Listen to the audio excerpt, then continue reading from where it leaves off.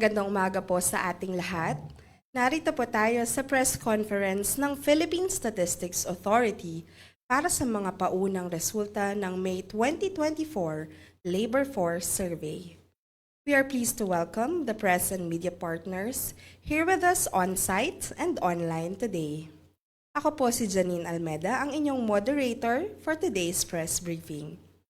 Bago po natin simulan ang ating press conference, gusto po naming ipahayag na ito ay naka-live stream sa ating PSA Facebook page. Updates are also tweeted on the PSA Twitter X with the hashtag PHEmployment. Ikinagagalak ko pong ipakilala si PSA Undersecretary Dennis Mapa, National Statistician and Civil Registrar General, na siyang mag-uulat tungkol sa mga paunang resulta ng Labor Force Survey itong nakalipas na Mayo. Ating pakinggan ang report ni Yusek Dennis Mapa.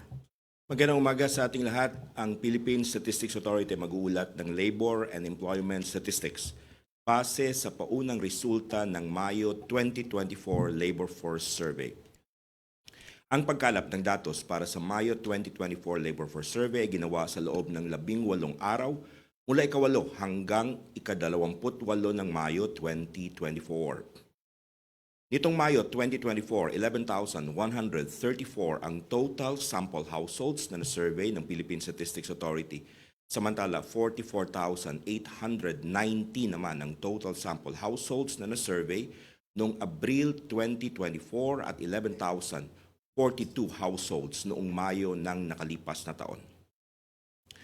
Sa populasyon na 15 taong gulang pataas, ang bilang na nasa labor force o mga individual na employed o unemployed ay naitala sa 50.97 million nitong Mayo 2024.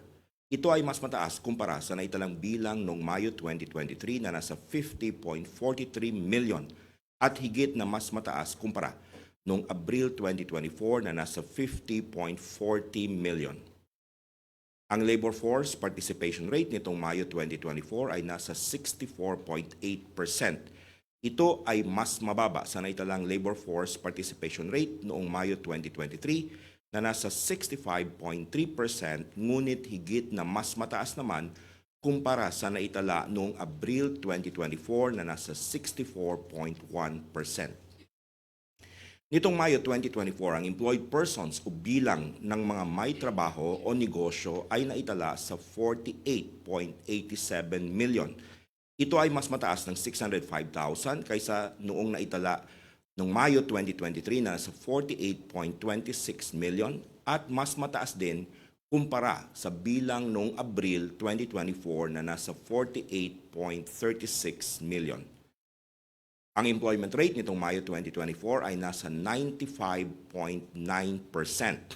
Ito ay mas mataas kumpara sa employment rate na naitala noong Mayo 2023 na nasa 95.7%, ngunit bahagyang mas mababa naman kumpara noong Abril 2024 na nasa 96.0%. Ang unemployed persons o bilang na mga nasa labor force na walang trabaho o negosyo nitong Mayo 2024 ay nasa 2.11 million. Ito ay mas mababa kaysa sa naitalang bilang ng unemployed persons noong Mayo 2023 na nasa 2.17 million, ngunit higit na mas mataas naman kumpara noong Abril 2024 na nasa 2.04 million. Ang unemployment rate ay naitala sa 4.1% o 41 sa kada 1,000 na individual na nasa labor force ang walang trabaho o negosyo nitong Mayo 2024. Ito ay mas mababa kumpara sa unemployment rate noong Mayo 2023 na nasa 4.3%, ngunit mas mataas naman kumpara noong Abril 2024 na nasa 4.0%. Ang bilang ng underemployed nitong Mayo 2024 ay naitala sa 4.82 million. Ito ay mas mababa ng 846,000 kung ikukumpara sa bilang ng underemployed noong Mayo 2023. Mas mababa rin ito ng 2.22 million kumpara sa bilang ng underemployed noong Abril 2024. Ang underemployment rate nitong Mayo 2024 ay nasa 9.9%. Makikitang mas mababa ito kumpara sa naiulat na underemployment rate noong Mayo 2023 na nasa 11.7% at higit na mas mababa kumpara sa naiulat noong Abril 2024 na nasa 14.6%. Kung atin namang susuriin ang mga datos ayon sa kasarian sa buwan ng Mayo 2024, ang labor force participation rate ng mga kalalakihan ay nasa 75.1%. Ito ay nanatiling mas mataas kaysa sa labor force participation rate ng mga kababaihan na nasa 54.4%. Nitong Mayo 2024, ang employment rate ng mga kalalakihan ay naitala sa 96.0% at mas mataas kaysa sa naitalang employment rate ng mga kababaihan na nasa 95.7%. Samantala, 4.0% o 40 sa kada 1,000 na kalalakihan na nasa labor force ang walang trabaho o negosyo nitong Mayo 2024. Ito ay mas mababa kaysa sa unemployment rate ng mga kababaihan na nasa 4.3%. Sa mga employed persons na kalalakihan nitong Mayo 2024, 11% sa kanila ay underemployed. Higit na mas mataas ito kumpara sa underemployment rate ng mga kababaihan na nasa 8.2% lamang. Kung ang datos ng pangunahing sektor naman ang ating susuriin nitong Mayo 2024, ang services sector pa rin ang nanatiling bumubuo sa may pinakamalaking bahagi ng labor force na may 60.1% share. Kasunod dito ang agriculture sector na may 20.8% share, habang ang industry sector naman ay may share na 19.1%. Kung ikukumpara ang bilang ng may trabaho o negosyo sa mga subsectors nitong Mayo 2024 sa Mayo 2023, ang mga subsectors na may pinakamalaking pagtaas sa bilang ng may trabaho o negosyo ay ang mga sumusunod. Construction na nagdagdag ng 745,000. Tumaas ang bilang ng employed sa construction of buildings na kinabibilangan ng construction of all types of residential and non-residential buildings. May pagtaas din sa building completion and finishing at construction of other civil engineering projects. Pangalawa dito ang administrative and support service activities na nagdagdag ng 371,000. Ang may pinakamalaking pagtaas sa sektor na ito ay mula sa private security activities tulad ng guard and patrol services, picking up and delivering of money, receipts, and other valuable items with personnel and equipment to protect such properties while in transit. Pangatlo, ang manufacturing na nagdagdag ng 347,000. Nagmula ang pagtaas sa custom dressmaking, manufacture of bakery products, manufacture of carpets and rugs, at ready-made embroidered garments manufacturing. Pang-apat, ang transportation and storage na nagdagdag ng 292,000. Tumaas ang bilang ng may trabaho o negosyo sa other passenger land transport tulad ng taxi operations, airport shuttles, rental of cars and trucks with drivers, jeepney and Asian utility vehicles, tricycles and pedicab operations, public utility cars, and taxicab operations. At ang panglima, ang Public Administration and Defense, Compulsory Social Security na may dagdag na 276,000. Ang pagtaas ay mula sa General Public Administration activities at regulation of activities providing healthcare, education, cultural services, and other social services excluding Social Security. Sa kabilang banda, mga subsectors na may pinakamalaking pagbaba sa bilang ng may trabaho o negosyo kung ikukumpara ang Mayo 2024 sa Mayo 2023 ay ang mga sumusunod. Agriculture and Forestry na nagbawas ng 1.02 million. Ang may malaking pagbaba sa bilang ng employed ay mula sa growing of corn except young corn, vegetable. Kasama rito ang harvesting, threshing, grading, baling, and related activities. May pagbaba rin sa services to establish crops, promote their growth, and protect them from pests and diseases. Pangalawa, ang fishing and aquaculture na nagbawas ng 543,000. Ito ay mula sa marine fishing, kabilang ang fishing on a commercial basis in ocean and coastal water. Kasama rin dito ang gathering of edible seaweeds at freshwater fishing. Pangatlo, ang arts, entertainment, and recreation na may bawas na 78,000. Ang pinakamalaking pagbaba sa bilang ng employed ay mula sa other amusement and recreation activities not elsewhere classified. Kabilang dito ang activities of recreation parks, beaches, operation of fairs and shows of a recreational nature. May pagbaba rin sa operation of sport activities. Pang-apat, ang real estate activities na may bawas na 152,000. Ang pagbaba ay mula sa renting or leasing services of residential properties, real estate buying, developing, subdividing, and selling of residential, including mass housing at real estate buying, selling, renting, leasing, and operating of self-owned or leased apartment buildings, non-residential, and dwellings. Kung ikukumpara naman ang bilang ng may trabaho o negosyo sa mga subsectors nitong Mayo 2024 at noong Abril 2024, ang mga subsectors na may pinakamalaking pagtaas sa bilang ng may trabaho o negosyo ay ang mga sumusunod. Agriculture and Forestry na nagdagdag ng 610,000. Construction nagdagdag ng 391,000. Public Administration and Defense, Compulsory Social Security nagdagdag ng 309,000. Education nagdagdag ng 116,000 at manufacturing nagdagdag ng 107,000. Sa kabilang banda, mga subsectors na may pinakamalaking pagbaba sa bilang ng may trabaho o negosyo kung ikukumpara ang Mayo 2024 sa Abril 2024 ay ang mga sumusunod. Accommodation and food service activities may bawas na 322,000. Fishing and aquaculture may bawas na 241,000. Administrative and support service activities may bawas na 135,000 at professional, scientific, and technical activities may bawas na 101,000. Sa mga employed, 31.5% ang nagtatrabaho o nagninegosyo ng hindi aabot sa 40 hours sa isang linggo nitong Mayo 2024. Ito ay nasa 35.4% naman noong Mayo 2023 at 32.6% noong Abril 2024. Samantala, tumaas sa 67.9% ang mga nagtatrabaho ng lagpas sa 40 hours per week nitong Mayo 2024 mula sa 66.5% noong Abril 2024.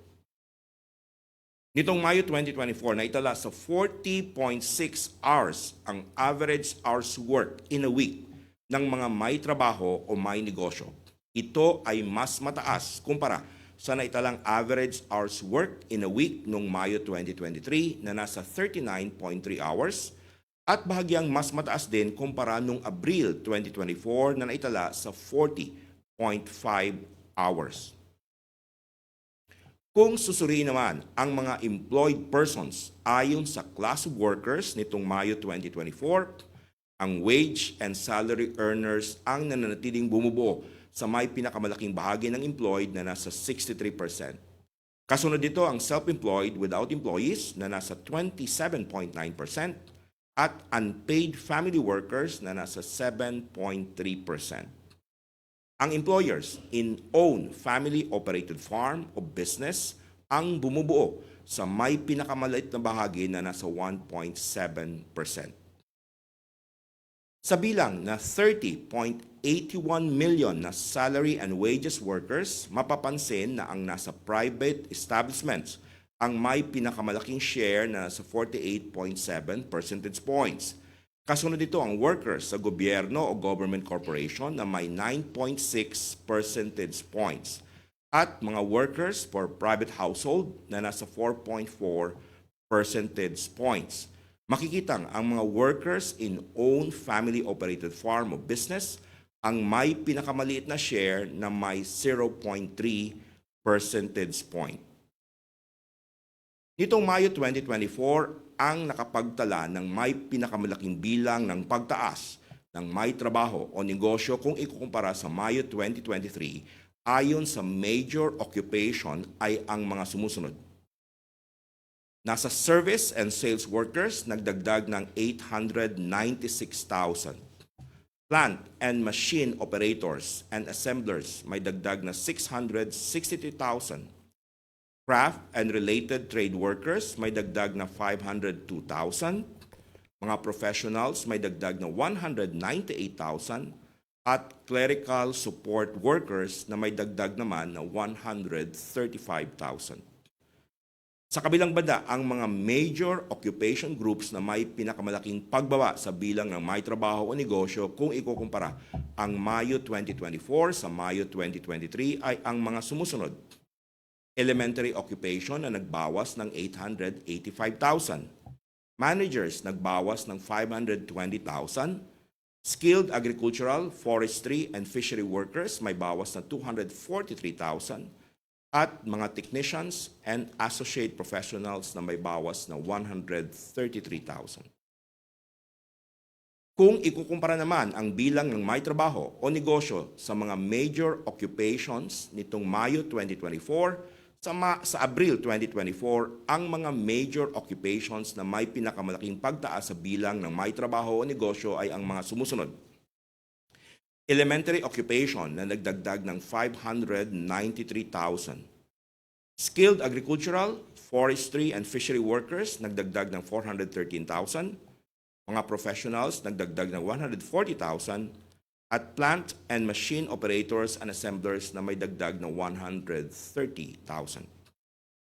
Ang mga major occupations naman na may pinakamalaking pagbaba sa bilang ng may trabaho o negosyo kung ikukumpara ang Mayo 2024 sa Abril 2024 ay ang mga sumusunod. Sales and service workers may bawas na 388,000. Technicians and associate professionals may bawas na 202,000. At mga managers na may bawas na 123,000. At bago po tayong tuluyang magtapos, kami po sa Philippine Statistics Authority ay inaanyayahan ang lahat na suportahan ang 2024 Census of Population at Community-Based Monitoring System o 2024 POPSEN-CBMS. Sa direktiba ng ating Pangulo, Ferdinand Marcos Jr., ang Philippine Statistics Authority ay isasagawa ang 2024 POPSEN-CBMS ngayong taon upang ma-update ang listahan ng mga benepisyaryo ng social protection programs ng gobyerno. Bukod dito, ang mga datos na makalap mula sa 2024 POPSEN-CBMS ay gagamitin upang ma-update ang national at local population statistics. Ang mga datos ay makakatulong din sa mga pamahalang lokal upang bumuo ng kanilang mga programa at serbisyo. Humigit kumulang 80,000 data collectors at supervisors ang magbahay-bahay simula July 15 upang kumulekta ng datos para sa 2024 POPSEN-CBMS. Magkaroon din po tayo ng National Press Launch para sa 2024 POPSEN-CBMS bukas, July 9, 2024, nagaganapin sa 24th floor ng Philippine Statistics Authority Headquarters sa East Avenue, Quezon City. Sa mga kasamahan po natin sa media, kayo po ay aming inimbitahan na dumalo sa National Press Launch ng 2024 POPSEN-CBMS.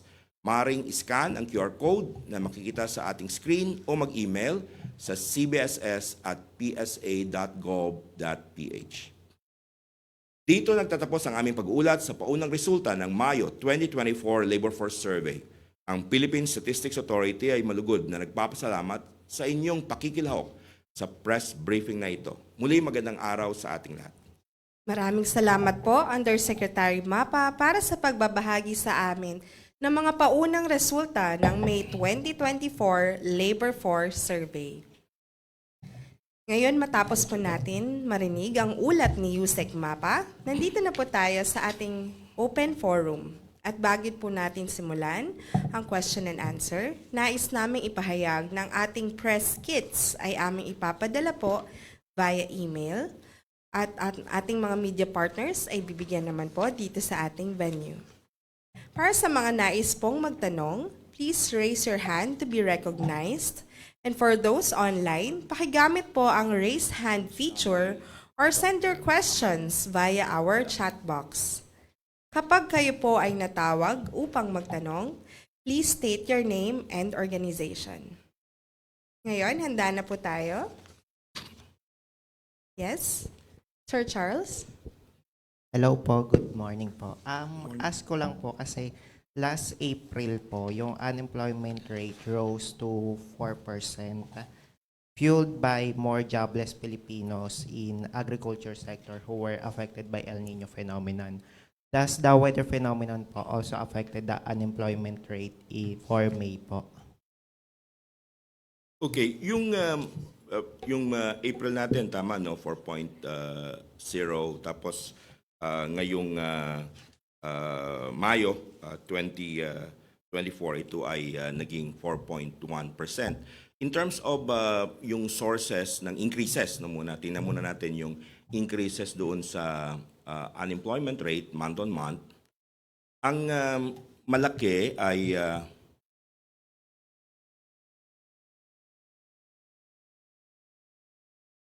ang sinabi nila, well, ito, dalawa yung ating pinanggalingan ano, ng unemployed. Ito ay nagsabi sila na looking for work and available work sila, so hindi sila makahanap ng trabaho. Ito ay about 117,000 at yung 52,000 ito ay nag-aantay ng rehire or job recall.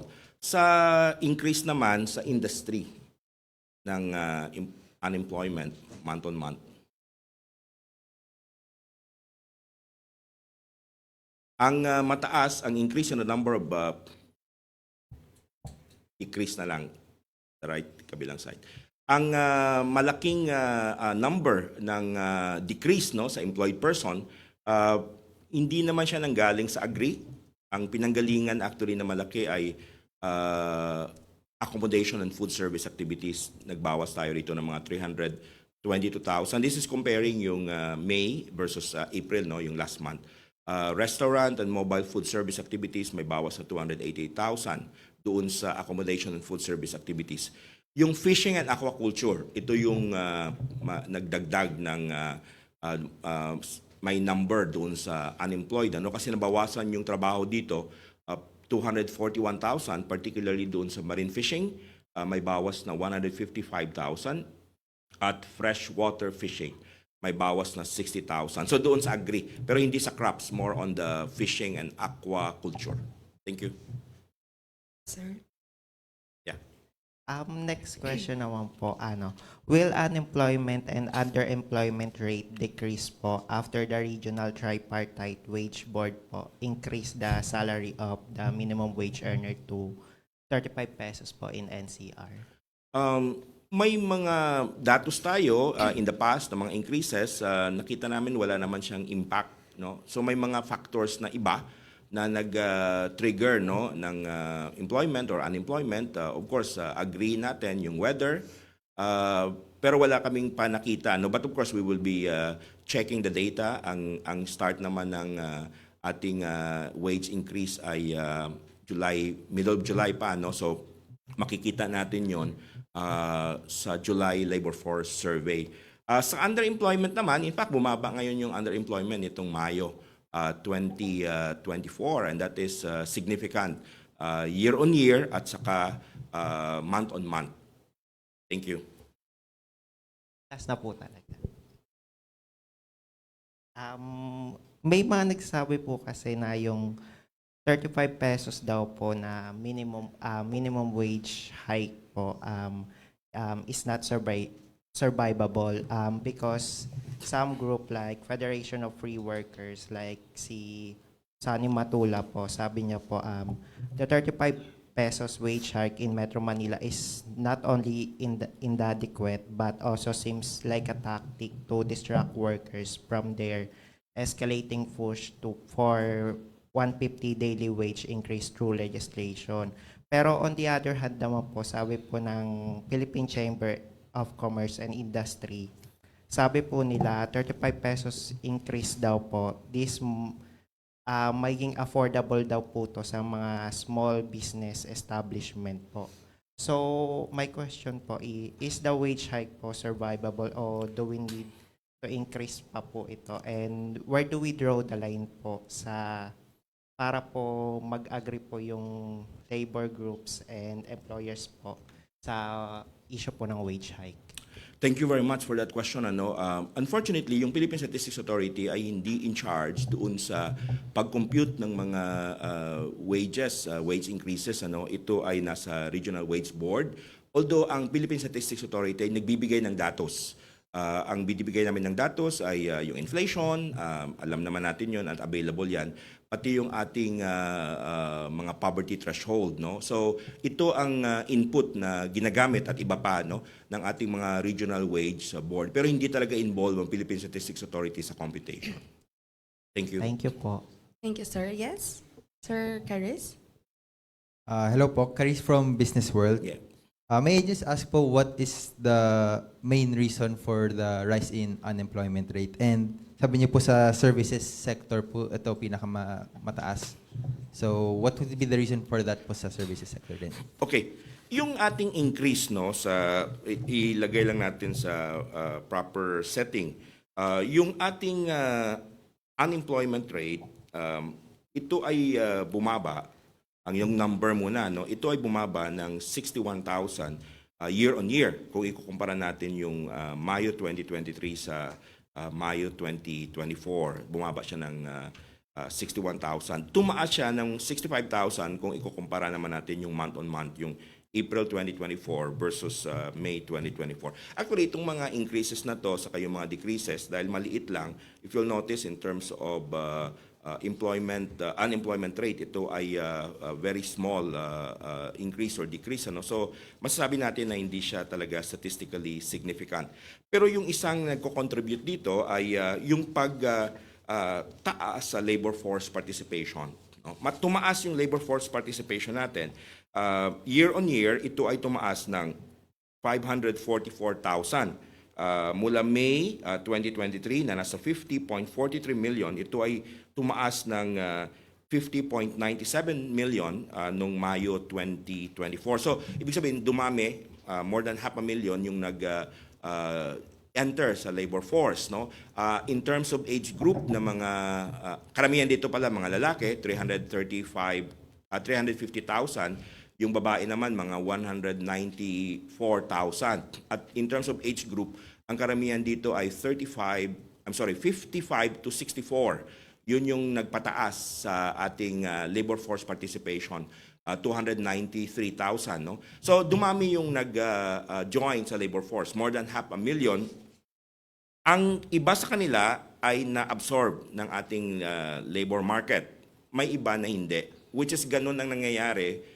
Some are employed, a small portion ay hindi employed. Kaya nagkaroon ng adjustment doon sa ating number of unemployed person. If you compare April 2024 to May 2024, may dagdag tayo na 65,000. So hindi siya statistically significant, but of course, sa point estimate, nagdagdag siya. At ang isang rason dito ay dumami ang nag-participate sa labor market at hindi na-absorb lahat ang ating bagong mga empleyo. Thank you.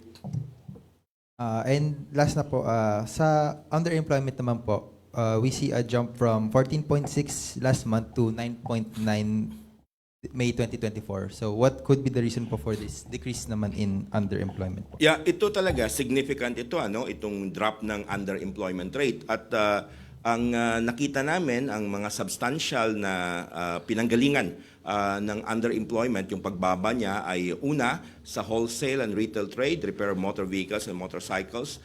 Nagsabi diyan na 518,000 ang bawas sa underemployment. Sa agriculture and forestry, may bawas na 349,000. Sa construction, may bawas na 258,000. Sa manufacturing, may bawas na 167,000. Other service activities, may bawas na 175,000. Ito yung mga domestic services and other personal services.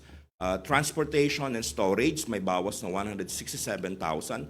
At accommodation and food service activities may bawas na 142,000. So dito nanggaling yung mga pagbawas sa underemployed. Now tiningnan namin yung saan ito galing, no? Ang karamihan dito ay yung tinatawag natin na visibly underemployed. Ito yung they are working less than 40 hours, no? So substantial yung bawas diyan, yung visible underemployed, may bawas tayo na 1.49 million month on month, which is significant.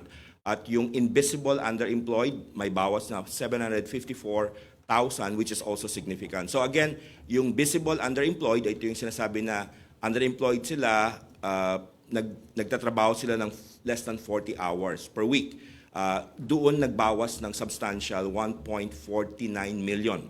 Doon naman sa invisible underemployed, yung sinasabi na underemployed sila at nagtatrabaho sila ng more than 40 hours per week, may bawas din tayo month on month na 754,000, which is significant. Year on year, ang overall na drop sa underemployment ay 846,000 at ito ay significant din. Thank you. Thank you. Thank you, sir. Yes, we have Miss Lady of ABS-CBN. Hello po. Sir, balikan ko lang po dun sa underemployment. Ask ko lang po yung about dun sa visibly underemployed. So yung mga nawala po doon, saan po napunta? Were they fully employed? Okay. Yung kasi yun ng substantial na may bawas 1.49 million at sinabi ko na kanina yung mga sector. So yung question mo anong nangyari sa kanila, nakita namin, nagkaroon kami ng analysis data. Mayroon kasi tayong tinatawag na itong underemployment, yung work ito ay doon sa tinatawag nating primary job, no?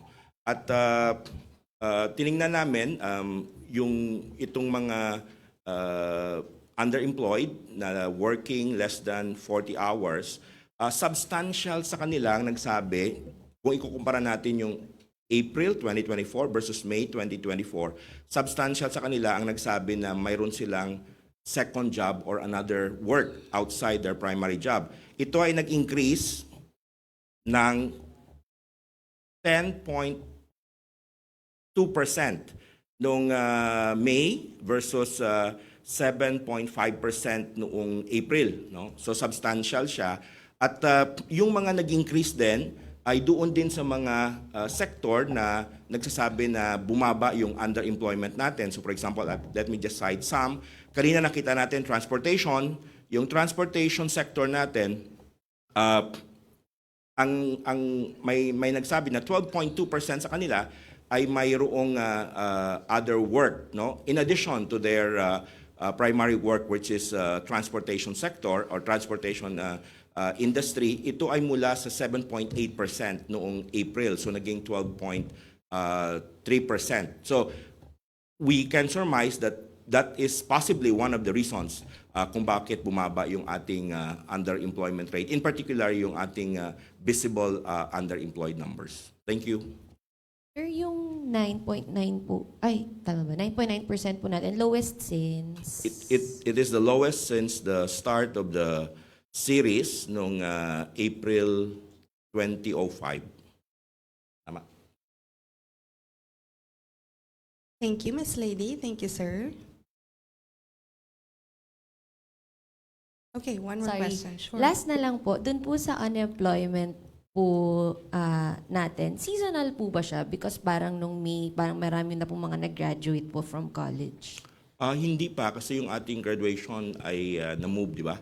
Dahil I think graduation will be July. So makikita natin itong July-August. Kasi nagbago na.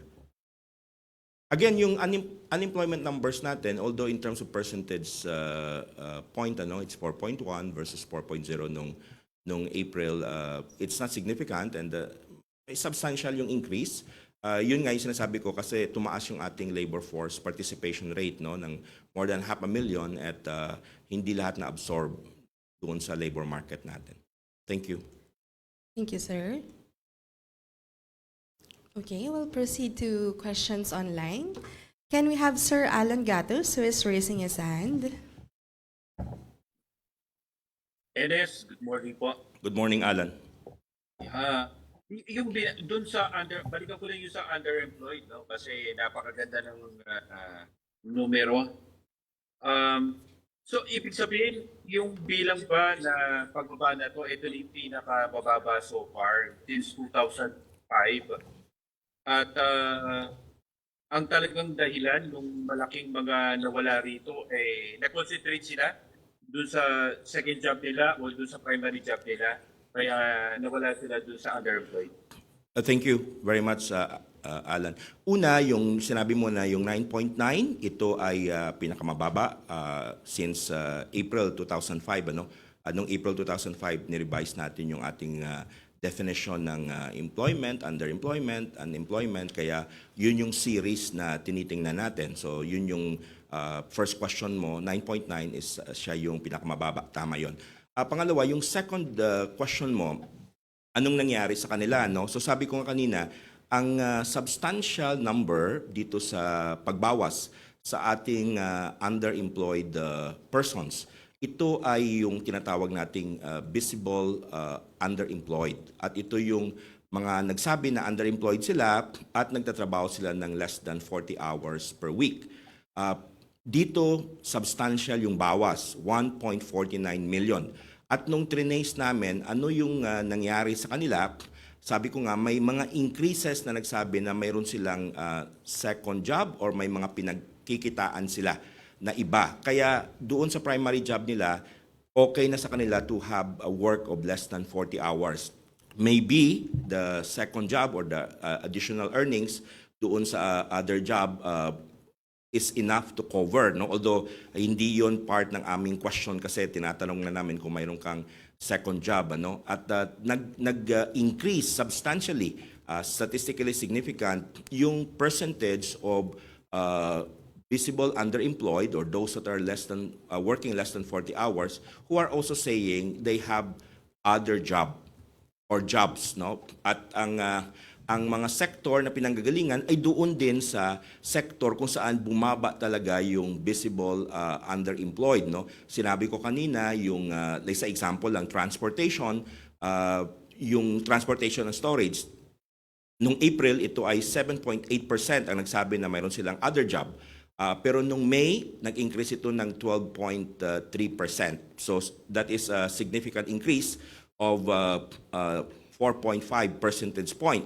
Yung sa construction din, kasi kanina isa rin yun sa pinanggalingan ng underemployment natin na pagbawas, yung April, 3.4% sa mga nagtatrabaho sa construction industry ang nagsabi na may other job sila, pero nung May, ito ay tumaas ng 10.7% or an increase of 7.3 percentage points. So, ibig sabihin, ang sinasabi lang dito na while they are underemployed in terms of less than rather they are working less than 40 hours doon sa kanilang primary job, they have other job or jobs that compensated dito sa number of hours that they feel that they're no longer underemployed. Yun yung sinasabi ng datos na nakuha ng Philippine Statistics Authority. Now, kung yung income nila ay substantial, unfortunately, hindi yun namin nakuha.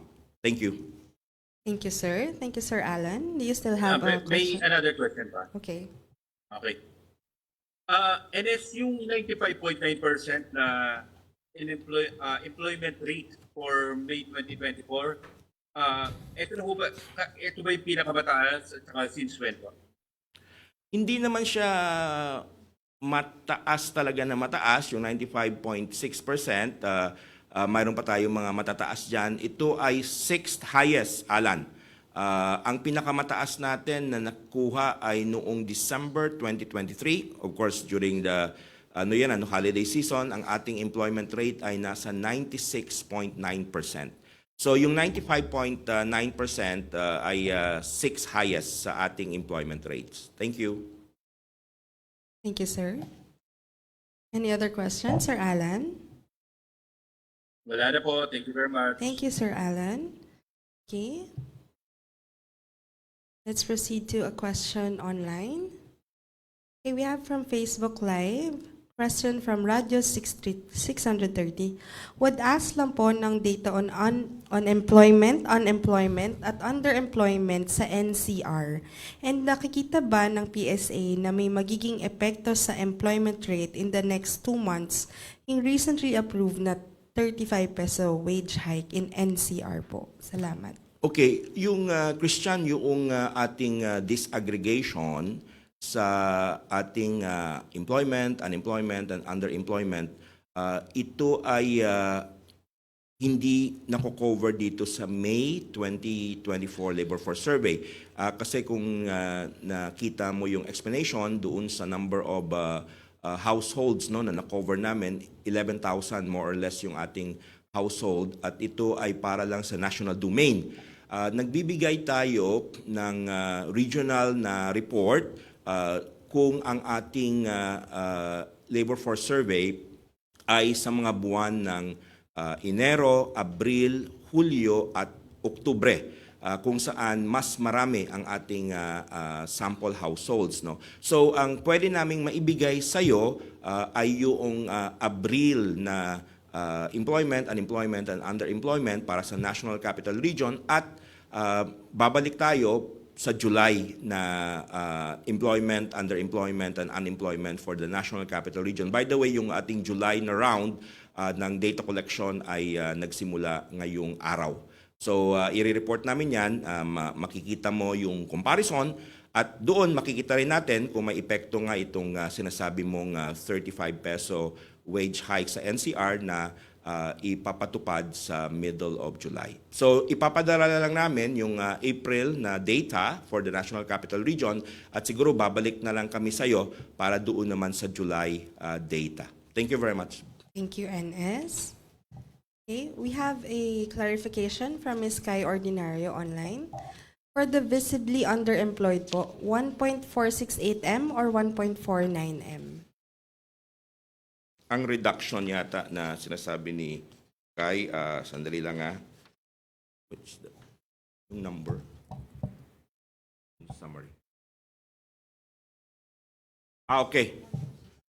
I'm sorry, Kai, you're correct. Hindi 1.49 but 1.468 million ang reduction. Thank you very much. Okay, thank you very much, sir. Thank you, Ms. Kai.